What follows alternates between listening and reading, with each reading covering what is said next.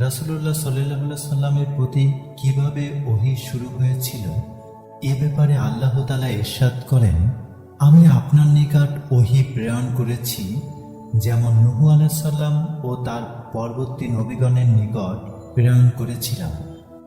আয়েশা রাদিয়াল্লাহু আনহা থেকে বর্ণিত, হারিস ইবন হিশাম রাদিয়াল্লাহু আনহু রাসূলুল্লাহ সাল্লাল্লাহু আলাইহি সাল্লামকে জিজ্ঞাসা করলেন, ইয়া রাসূলুল্লাহ, আপনার প্রতি ওহী কিভাবে আসে?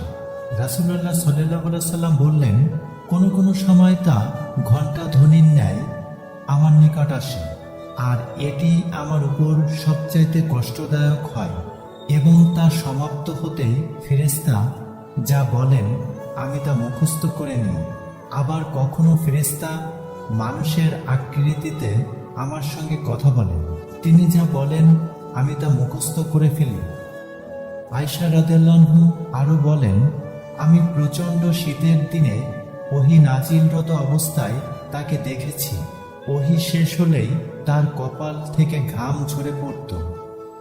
আয়েশা রাদিয়াল্লাহু আনহা থেকে আরো বর্ণিত, তিনি বলেন, রাসূলুল্লাহ সাল্লাল্লাহু আলাইহি সাল্লামের প্রতি সর্বপ্রথম যে ওহী আসে তা ছিল ঘুমের মধ্যে সত্য স্বপ্নরূপে।